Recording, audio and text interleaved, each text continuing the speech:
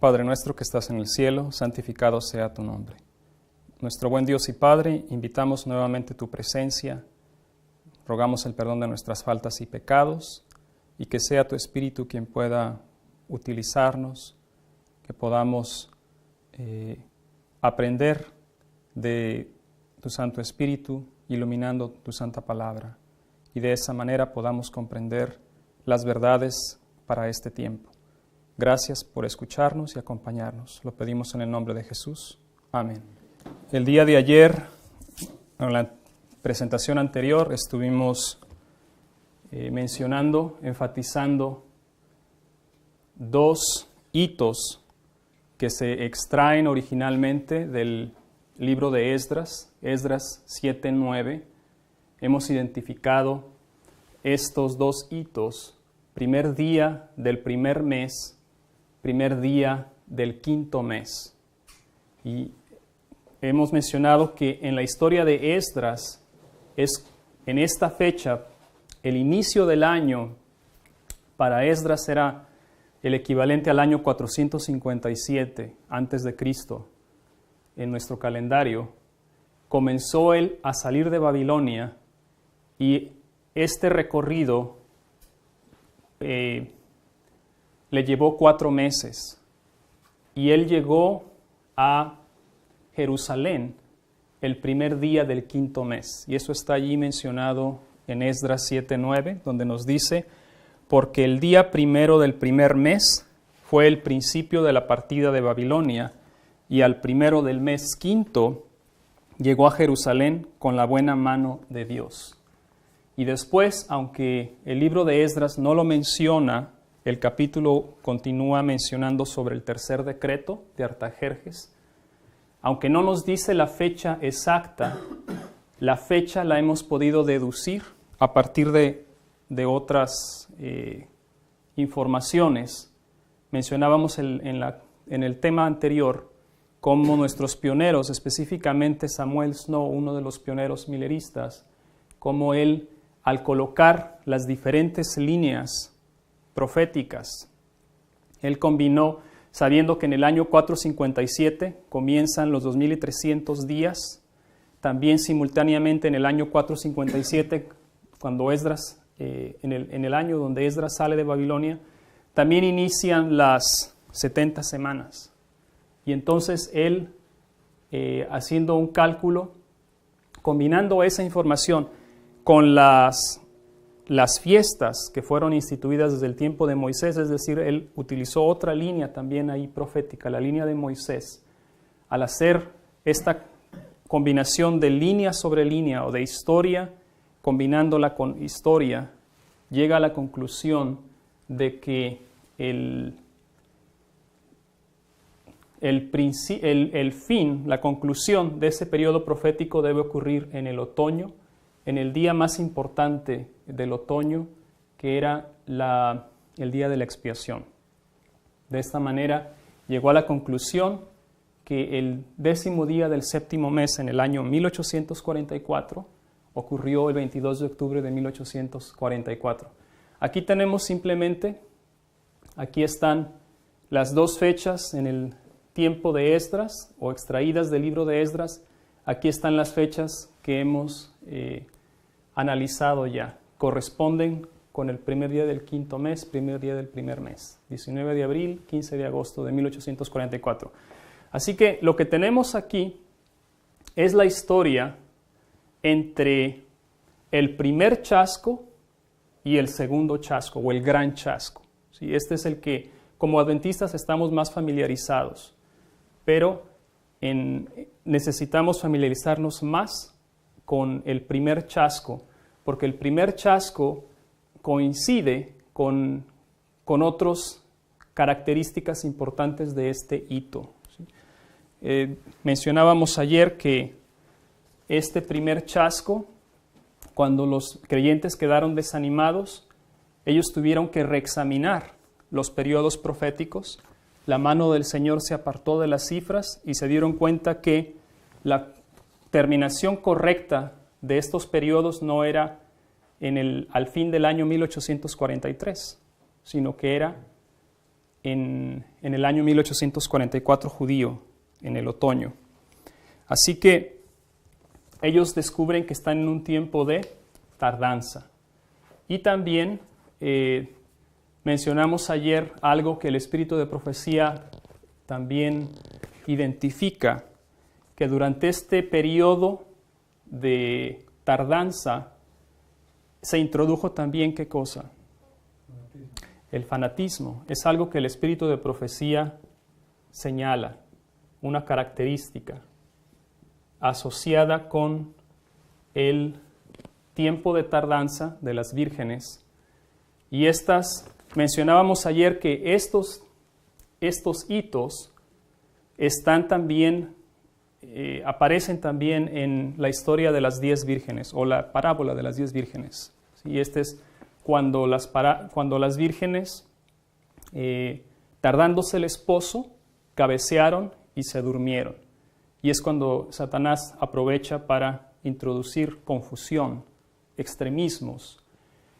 Después, a medianoche, se escucha el llamado o se escucha el clamor. Aquí ocurrió, dijimos, el verdadero clamor de medianoche. Y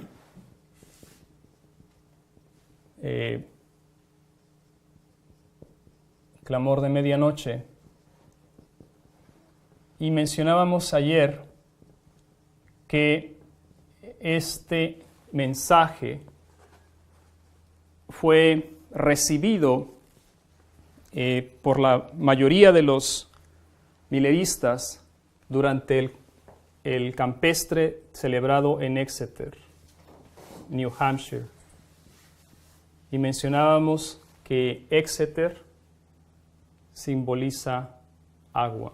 El nombre Exeter básicamente significa agua, que es cuando Dios iba a traer un refrigerio en una forma más intensa a su pueblo. Y después, ya de aquí desde este hito hasta el décimo día del séptimo mes, tenemos únicamente 2 meses y 10 días restantes. Entonces es un periodo breve y es cuando ellos van a experimentar nuevamente un chasco. Ahora, vamos a ver a partir de la palabra de Dios, en base a esta plataforma que ya tenemos aquí mencionada, lo que estamos cubriendo es la historia del segundo ángel. ¿Sí? Es en una línea de tiempo, la historia milerista transcurre desde el año 1798 hasta el año 1844, el 22 de octubre. Transcurren aquí aproximadamente 46 años. Estos 46 años son los que cubren el periodo en el cual Dios levantó el periodo milerista. Entonces, esto que estamos viendo nosotros aquí es únicamente la historia del segundo ángel y la llegada del tercero. Si lo tuviéramos aquí en esta línea de tiempo, en agosto 11 el 11 de agosto de 1840 es cuando el mensaje del primer ángel recibió poder. Y esto se ha cubierto ya en otras presentaciones anteriores. Posiblemente en el futuro podamos también ofrecer mayor información. Lo que estamos ahorita cubriendo básicamente es este periodo, el periodo de el segundo ángel. Este es el primer ángel, segundo ángel y tercer ángel. Mencionamos ayer una cita en Primeros Escritos, donde Elena G. de White identifica el descenso del segundo ángel. La tengo aquí conmigo, es Primeros Escritos, página 246, y dice: otro poderoso ángel fue comisionado para que descendiese a la tierra. Jesús le puso en la mano algo escrito y cuando llegó a la tierra clamó, ha caído Babilonia. Entonces vi a los que habían sido chasqueados alzar nuevamente los ojos al cielo, mirando con fe y esperanza en busca de la aparición de su Señor. Pero muchos parecían permanecer en un estado de estupor, como si durmiesen. Sin embargo, podía yo ver rasgos de profunda tristeza en sus rostros. Los chasqueados veían por las Escrituras que estaban en el tiempo de demora o el tiempo de tardanza. Así que cuando ese poderoso ángel que desciende, que es el ángel de Apocalipsis 14:8, que es el mensaje del segundo ángel, está identificado en esta fecha, en el primer chasco, es lo que tenemos aquí, primer día del primer mes. Lo que estoy diciendo es, esta historia está amplificada aquí. En medio de estos dos hitos tenemos el clamor de medianoche. Aquí está, es cuando ocurrió el clamor de medianoche. Esto fue agosto 15, o 15 de agosto, del mismo año 1844. Vamos a hacer ahora, lo que vamos a hacer a continuación es encontrar en la palabra de Dios las referencias que podamos encontrar con respecto al primer día del primer mes. Vamos a buscar en la Biblia todas las referencias que podamos encontrar a este hito y entonces vamos a irlas colocando, alineando con este hito y vamos a ver si coinciden y cuál es la información que nos proporcionan.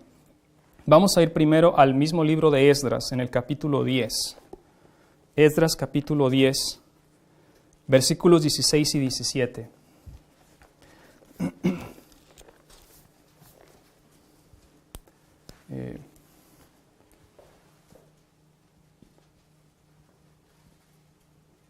Esdras 10, 16 al 17 nos dice: Así hicieron los hijos del cautiverio y fueron apartados el sacerdote Esdras y ciertos varones jefes de casas paternas, según sus casas paternas.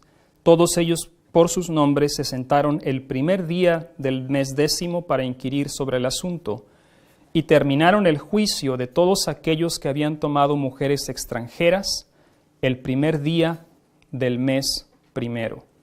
Cuando uno lee el contexto de esta historia, Esdras aflige su corazón porque entre aquellos que regresaron de Babilonia con él a Jerusalén existía un gran problema. Se habían casado o habían adoptado matrimonio con mujeres de otras nacionalidades, otras religiones. Y entonces eso llegó a oídos de Esdras y eso produjo una gran conmoción. Y hubo entonces uno de los varones israelitas propuso una solución, que todos aquellos que tuviesen esposas extranjeras tenían que despedirse de ellas, tenían que separarse de ellas. Pero era tal la cantidad que tuvieron que hacerlo de manera ordenada y les tomó un lapso de tiempo y nos dice aquí que iniciaron el primer día del mes 10 y concluyeron el primer día del mes 1. Así que está marcándonos aquí que se están separando, hay una separación de mujeres extranjeras.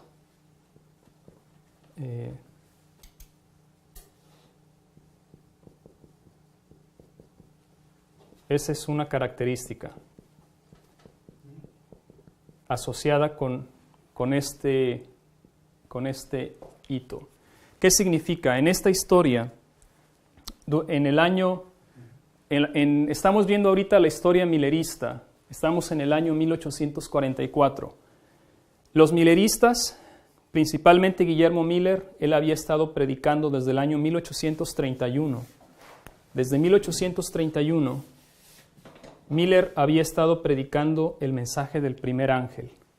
Pero ese mensaje recibe poder aquí, en el año 1840, cuando un gran ímpetu llega al mensaje.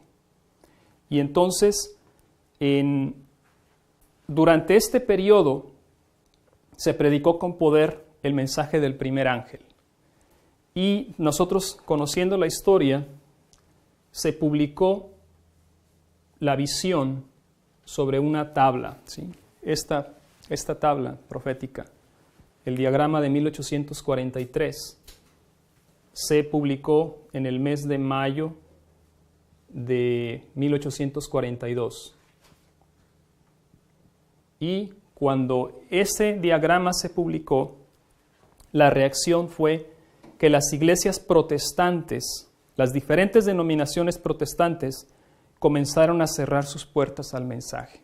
Allí mismo, en el año 1842, a partir de junio, el mes siguiente, comenzaron a cerrar las puertas de las iglesias protestantes.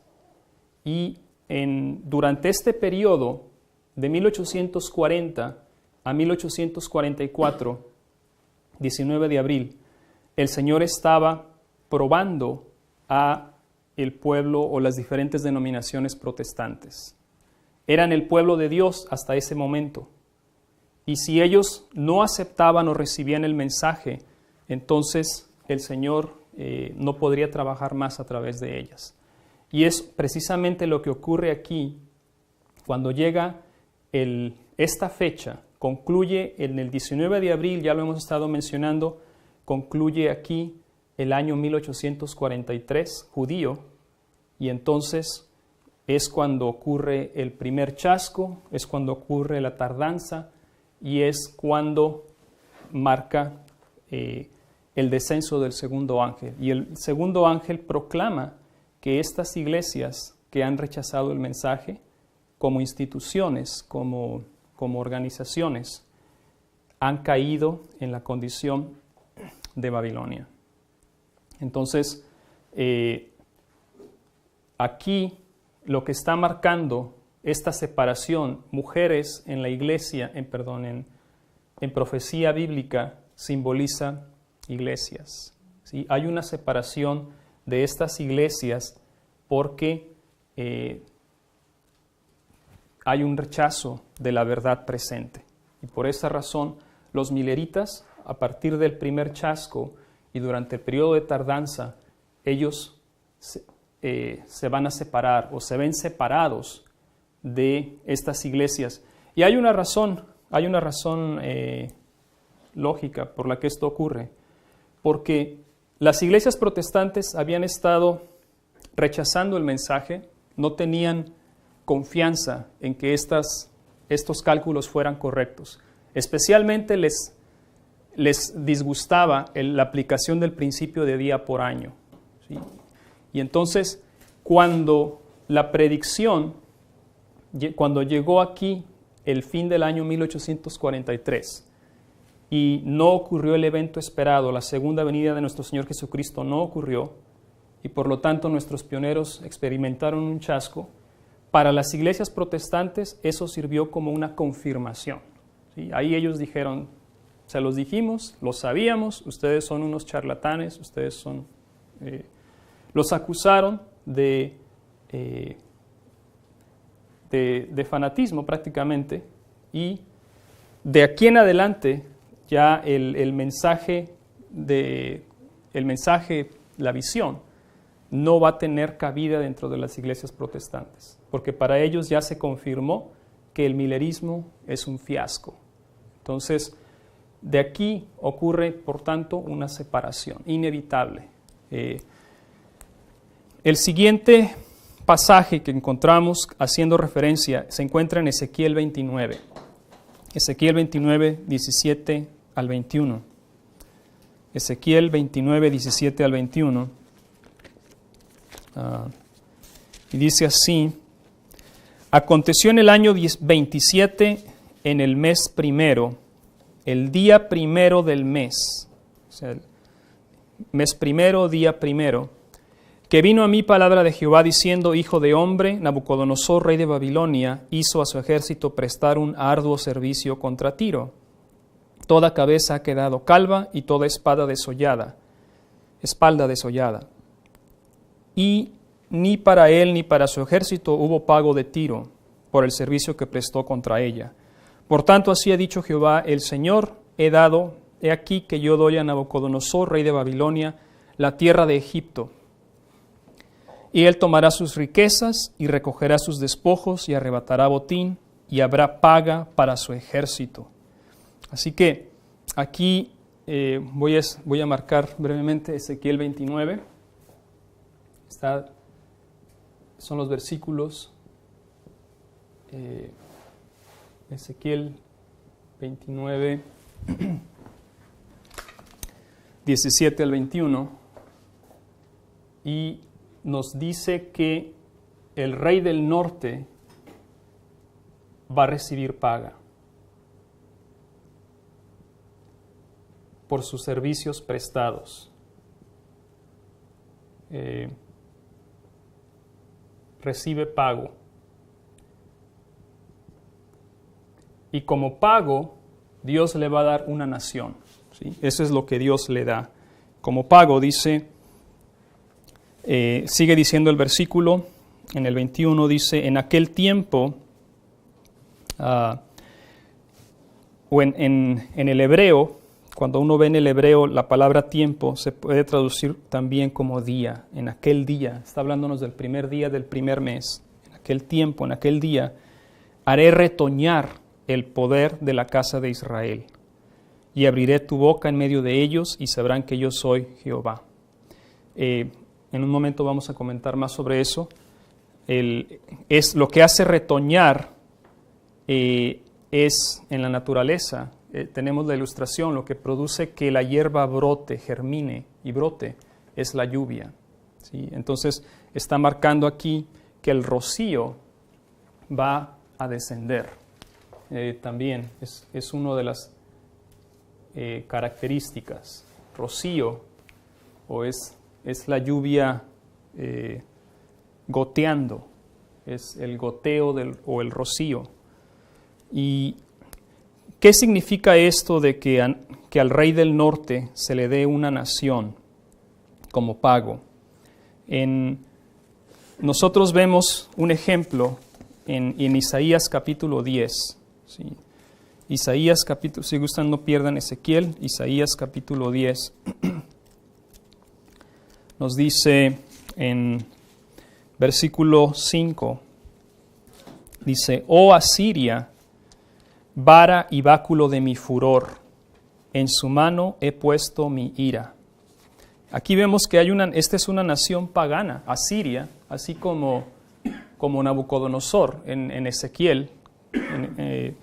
Es una nación que tiene una religión pagana, pero sin embargo Dios la está utilizando para llevar a cabo un propósito que es de acuerdo a la voluntad de Dios. Y en este caso dice que Asiria va a servir como vara y báculo del furor de Jehová. En su mano he puesto mi ira.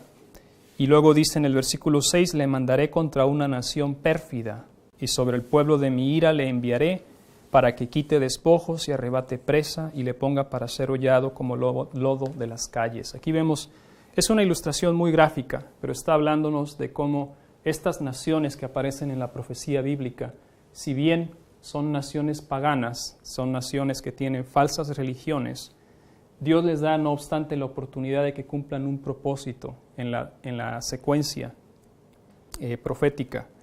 Y en este caso, Babilonia, aquí dice que por haber prestado sus servicios en contra de una nación más pagana, Tiro, Dios le iba a dar como recompensa una nación. La nación de Egipto menciona ahí. Ahora, ¿de qué simbolismo, qué significado puede tener esto en la historia milerista, en esta historia? Bueno, si nosotros recordamos en profecía bíblica, el Nabucodonosor es el rey de Babilonia, él es el rey del norte. Él simboliza, por tanto, al papado, ¿sí? Y el papado durante 1260 años había estado reinando sobre el mundo. Simbolizado aquí Roma papal, Roma pagana, papal, había estado reinando sobre el mundo por 1260 años. Y dice aquí, no había recibido pago. Nosotros sabemos que el papado está simbolizado allí en Apocalipsis 13, si vamos en un momento, Apocalipsis capítulo 13, está mencionado el papado como una bestia, simbolizado como una bestia que surge del mar.